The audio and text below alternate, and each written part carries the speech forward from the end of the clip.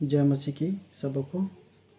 आज का जीत वचन और भविष्यवाणी का वचन जकर्या के पुस्तक 14 अध्याय और उसका 12 और 13 आयत।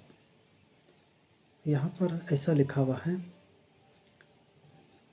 जितनी जातियों ने यरूशलेम से युद्ध किया है उन सबों को यहोवा ऐसी मार से मारेगा कि खड़े खड़े उनका मांस सड़ जाएगा और उनकी आंखें अपने गोलकों में सड़ जाएगी और उनकी जीभ उनके मुंह में सड़ जाएगी। 13 आयत। उस समय यहोवा की ओर से उनमें बड़ी घबराहट बैठेगी और वे एक दूसरे के हाथ पकड़ेंगे और एक दूसरे पर अपने अपने हाथ उठाएंगे। परमेश्वर के नाम की महिमा हो इस वचन के द्वारा। प्यारो, यहाँ पर इस वचन के द्वारा हम सीख सकते हैं भविष्य के बातों को, कि भविष्य में क्या घटने वाली है प्यारो। और इस वचन के द्वारा हम जो इस्राएल में होने वाली है उस चीज़ों को हमें ध्यान आकर्षित करती है कि भविष्य में यरूशलेम में या इस्राएल देश में क्या होने वाला है प्यारो। जो होने वाली भविष्य में इस वचन के द्वारा यहाँ पर हम 2 आयत में जो देखते हैं 12 और 13 आयत में, कि परमेश्वर की ओर से ऐसा भयानक रीति से लोगों को दंड देगा, ऐसा भयानक रीति से परमेश्वर मारेगा कि उन लोगों को समझ में नहीं आएगा, जितने यरूशलेम के विरोधी हैं, जितने इस्राएलियों के विरोधी हैं, जितने परमेश्वर के विरोधी हैं प्यारो। हम वर्तमान समय में हम यहाँ पर 2-3 घटना को देख सकते हैं जो वर्तमान काल में जो घटा प्यारो। जैसे हम वर्तमान समय में हम लोगों ने न्यूज़ के द्वारा, समाचार के माध्यम से हम लोगों ने सुना कि लेबनान देश में किस तरह से घटना घटी, वॉकी टॉकी और पेजर का घटना प्यारो, और ईरान के कुछ मंत्रियों का दुर्घटनाग्रस्त प्यारो। ये 2-3 जो घटनाएं घटी है, हम इससे अंदाज़ा लगा सकते हैं कि परमेश्वर इससे भी बुरी रीति से लोगों को, अपने विरोधियों को भस्म करेगा और मारेगा प्यारो। जो घटना घटी है वो आज भी रहस्यमयी है, किसी को पता नहीं है कि किस तरह से घटना घटा। ईरानियों के मंत्रियों का दुर्घटना और लेबनान में वॉकी टॉकी का घटना, पेजर का घटना प्यारो, आज तक रहस्यमय है, किसी को पता नहीं है कैसे हुआ, किसने किया, किसने करवाया प्यारो।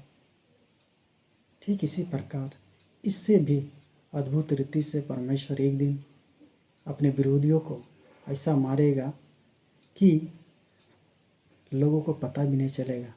जैसे 12 आयत में पढ़ते हैं कि जितने जातियों ने यरूशलेम से युद्ध किया है उन सबों की यहोवा ऐसा मार से मारेगा कि खड़े खड़े उनका मांस सड़ जाएगा। खड़े खड़े जितने परमेश्वर के विरोधी हैं, जितने इस्राएल देश के विरोधी हैं, ये युद्ध करने के लिए जो इकट्ठा होंगे या चढ़ाई करेंगे, तो परमेश्वर ऐसा मार मारेगा कि खड़े खड़े उनका मांस सड़ जाएगा और उनकी आंखें अपने गोलकों में सड़ जाएंगी। लोग पते भी नहीं चलेगा कि, और लिखा है कि उनकी जीभ उनके मुंह में सड़ जाएगी प्यारो।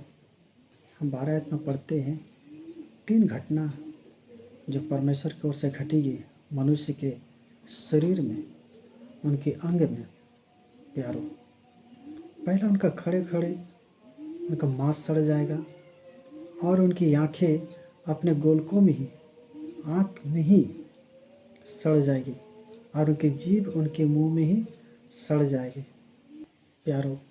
तो यहाँ में हम 3 बातें को देखते हैं प्यारो। पहला, खड़े खड़े उनका मांस सड़ जाना। दूसरा, उनकी आँखें अपने गोलकों में सड़ जाना।